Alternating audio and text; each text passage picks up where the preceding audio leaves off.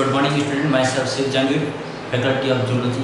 आज हम पढ़ेंगे बीएससी फर्स्ट ईयर का टॉपिक यूग्लिना। जैसे अपने आगे क्लास में पढ़ चुके थे कि यूग्लिना की मॉर्फोलॉजी, इसके अंदर किस प्रकार से लोकोमोशन होता है, गमन को पढ़ चुके थे। लोकोमोशन को अपन पढ़ चुके थे। दो प्रकार का जो लोकोमोशन इसमें देखने को मिलता है। जो फर्स्ट प्रकार का जो लोकोमोशन था इसके अंदर वो था फ्लेजिलर मूवमेंट, और सेकंड जो था वो था यूग्लिनॉइड मूवमेंट। तो दोनों प्रकार का जो मूवमेंट था वो अपन पिछली क्लास के अंदर पढ़ चुके थे। आज जो अपना टॉपिक रहेगा कि यूग्लिना के अंदर रिप्रोडक्शन जो है वो किस प्रकार से होता है, जनन की जो प्रक्रिया है वो यूग्लिना में किस प्रकार की होती है, उसको आज हम स्टडी करेंगे।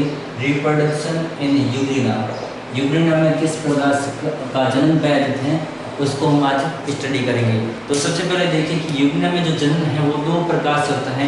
एक जो होता है वो बाइनरी फिशन के द्वारा होता है। एक जो जनन है यूग्लिना के अंदर वो होता है बाइनरी फिशन द्वारा। बाइनरी फिशन के द्वारा इसके अंदर जनन देखा जाता है, यानी कि जब इसकी अनुकूल परिस्थिति होती है, जब जो यूग्लिना है वो अपने अनुकूल परिस्थितियों के अंदर होता है। अनुकूल परिस्थिति का मतलब क्या है कि जब इसको प्राप्त मात्रा के अंदर भोज्य पदार्थ, food material plus temperature, light वगैरह मिलती रहेगी, तब इसके अंदर बाइनरी फिशन जो है, इस प्रकार का जो रिप्रोडक्शन है वो देखा जाएगा। इस दौरान क्या होता है कि जो यूग्लिना होता है उसके अंदर जो उसका जो न्यूक्लियस है उसका विभाजन होना शुरू हो जाएगा और वो धीरे धीरे इलोंगेट होता रहेगा। इलोंगेट का मतलब क्या, जो धीरे उसका प्रसारण होता रहेगा और प्रसारित होते हुए उसके अंदर वो सेपरेट दो न्यूक्लियस के अंदर कन्वर्ट हो जाएगा। जब इसके अंदर डॉटर यूग्लिना का फॉर्मेशन होगा, तो देखिए यहाँ पे मैंने लिखा है कि न्यूक्लियस जो है वो डिवाइडिंग हो रहा है। न्यूक्लियस के अंदर वो पूरा सेल साइकिल वाला जो पार्ट है इसके अंदर, जिसकी जो प्रोफेज है, मेटाफेज, एनाफेज एंड टीलोफेज, ये जितने भी फेज हैं इसके दौरान जो न्यूक्लियस है वो खुद को डिवाइड कर लेगा और डिवाइड करके एक नई यूग्लिना के अंदर वेल प्रेजेंट रहेगा। तो देखिए सबसे पहले इसके अंदर क्या चीज़ होती है, जो बाइनरी फिशन होगा उस दौरान क्या चीज़ होती है कि न्यूक्लियस का जो डिवीजन है सबसे पहले क्या होगा, इसमें कैरियोकाइनेसिस। सबसे पहले इसमें क्या होगा, कैरियोकाइनेसिस का प्रोसेस होगा। कैरियोकाइनेसिस का मतलब क्या होता है, केंद्रक का विभाजन। सबसे पहले क्या होगा, इसके अंदर केंद्रक का विभाजन होता है। केंद्रक विभाजन इसके अंदर सर्वप्रथम देखने को मिलता है और केंद्र का जब विभाजन पूर्ण हो जाता है तब उसके बाद दूसरा जो प्रोसेस है वो है साइटोकाइनेसिस। दूसरा जो प्रोसेस है वो है साइटोकाइनेसिस, यानी कि कोशिका द्रव्य विभाजन। कोशिका द्रव्य विभाजन। तो सबसे पहले इसके अंदर क्या देखने को मिलता है, सबसे पहले इसके अंदर कैरियोकाइनेसिस देखने को मिलता है और दूसरा इसके बाद में साइटोकाइनेसिस। जैसे कैरियोकाइनेसिस की प्रक्रिया पूर्ण हो जाती है तब उसके बाद जो इसका साइटोप्लाज्म है वो डिवाइड करना शुरू करता है और धीरे धीरे डिवाइड करते हुए एक सेपरेट पार्ट के अंदर पेरिफेरल की और जगह स्थित हो जाते हैं। और साथ ही क्या देखने को मिलता है कि जब ये बाइनरी फिशन होगा तो यहाँ से यूग्लिना के जो ऊपर वाला जो भाग, जिसमें एलएस वाला भाग कह सकते हैं कि एलएस वाले भाग से एक फरो का निर्माण होगा। इस प्रकार का एक खांच बन जाएगी। ये जो खांच होती है वो धीरे धीरे अग्र भाग से बढ़ती हुई पश्च भाग की ओर जाएगी, जिससे यूग्लिना जो होता है वो 1 से 2 भाग के अंदर डिवाइड हो जाएगा। यहाँ देख सकते हैं आप इस चीज़ को कि इस प्रकार जो फरो का फॉर्मेशन हुआ था, जिससे जो यूग्लिना है वो 1 से 2 भाग के अंदर डिवाइड हो जाएगा, जिससे इसका जो साइटोकाइनेसिस वाला प्रोसेस है वो पूर्ण हो जाएगा। और प्लस इससे पहले जो कैरियोकाइनेसिस का प्रोसेस चलता है वही पूरा हो जाएगा। और अंत में क्या देखने को मिलता है कि जो यूग्लिना है जिसमें कैरियोकाइनेसिस और साइटोकाइनेसिस की प्रोसेस से एक सेपरेट या डॉटर यूग्लिना का फॉर्मेशन हो जाता है, जिसके अंदर बीच के अंदर क्या देखने को मिलता है, उसका एक वेल प्रेजेंट जो न्यूक्लियस है वो न्यूक्लियस देखने को मिलता है। और वापस से जितने भी ऑर्गेनेल्स हैं जैसे कि लाइक फ्लैजिला, जैसे कि जो फ्लैजिलम है उसका फॉर्मेशन प्लस लेफेलोप्लास्ट हैं और संकुचन से रिक्तिकाएँ हैं जो आशय के पास पाई जाती हैं। और जितने भी ऑर्गेनेल्स हैं इसके अंदर, जिसकी साइटोप्लाज्म के अंदर जो इसका क्लोरोप्लास्ट यहाँ पे देखने को मिल रहे थे, क्लोरोप्लास्ट वगैरह, वो सारे के सारे यहाँ पे कोशिकांग पूर्ण इसके अंदर बन जाते हैं। और इस प्रकार से जो डॉटर यूग्लिना का फॉर्मेशन हो जाता है, डॉटर यूग्लिना का फॉर्मेशन हो जाता है। तो ये इस प्रकार की जो वृद्धि होती है जिसमें एक यूग्लिना से इस प्रकार से दो यूग्लिना या डॉटर यूग्लिना का जो निर्माण हुआ है, ये होता है हमेशा बाइनरी फिशन द्वारा, जिसमें एक अनुदैर्ध्य रूप से खांच का निर्माण होता है जिससे यूग्लिना दो भागों के अंदर बट जाता है। और सेकंड जो है रिप्रोडक्शन, एक तो बाइनरी फिशन हो गया और सेकंडली जो है वो मल्टीपल फिशन। सेकंडली है हमारे पास में मल्टीपल फिशन, बहुविखंडन। बहुविखंडन की जो प्रक्रिया वो यूग्लिना के अंदर विपरीत परिस्थितियों में देखी जाती है। विपरीत परिस्थितियों में क्या होगा कि यूग्लिना जो है वो अपना खाना पीना छोड़ देगा, वो अपने शरीर की जितनी भी मेटाबॉलिक रिएक्शन है, अपचय क्रिया है, वो सभी बंद कर देगा और एक निष्क्रिय फॉर्म के अंदर या फिर अक्रिय होकर अपना जीवन यापन करेगा। देखिए इसको ध्यान से कि जब इसके अंदर मल्टीपल फिशन होगा सेकंड नंबर, तब उसके अंदर क्या चीज़ देखने मिलती है कि यूग्लिना जो होता है वो अपनी सारी मेटाबॉलिक रिएक्शन को बंद कर देगा और प्लस जो इसकी यूग्लिना है का जो फ्लैजिला होते हैं वो भी धीरे धीरे क्या हो जाते हैं, डिसएपियर हो जाते हैं या फिर गिर जाते हैं नीचे।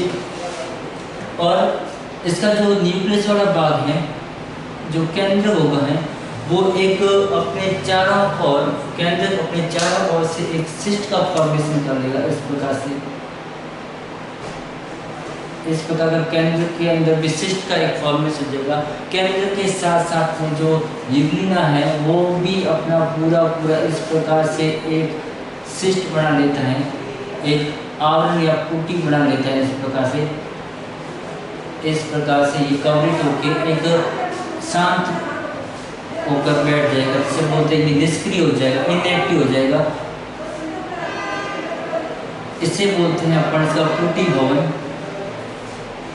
पुटी भवन और पुटी भवन का निर्माण जो होता है वो किसकी वजह से होता है कि इसके अंदर जो श्लेष्मा कुछ इस प्रकार की ग्रंथियां पाई जाती हैं जो श्लेष्मा का स्त्रवण करती हैं।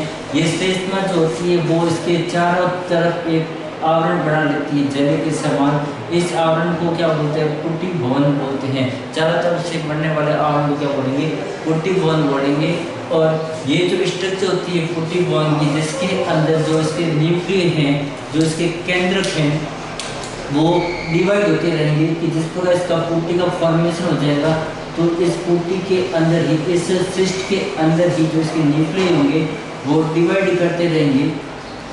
न्यूक्लियस जो है वो इस प्रकार से डिवाइड करते रहेंगे और अपने चारों तरफ प्रत्येक जो न्यूक्लियस है, प्रत्येक जो केंद्र होंगे वो अपने चारों तरफ इस प्रकार से एक सिस्ट का फॉर्मेशन करते हैं, जिनकी जो ग्रुप में नजर आएंगे। इस अवस्था को पामेला अवस्था कहते हैं। जिस प्रकार जो एल्गी के अंदर पामेला अवस्था देखने को मिलती है, एक प्रकार की एल्गी है पामेला, उसके अंदर जैसे कॉलोनिकल होते हैं, तो इसी प्रकार इसके अंदर भी तो सारे जो न्यूक्लियस होंगे वो क्या होंगे, समसूत्री विभाजन द्वारा एक तो क्या कर लेंगे, कॉलोनी बना लेंगे। इस प्रकार से पामेला अवस्था बना लेंगे, अपने चारों तरफ क्या कर लेंगे, सिस्ट का फॉर्मेशन करेंगे। तो ये जो इस प्रकार की जो अवस्था होती है पामेला स्टेज के नाम से जानी जाती है। ये कब होता है, ये यूग्लिना के अंदर होता है प्रतिकूल परिस्थितियों में।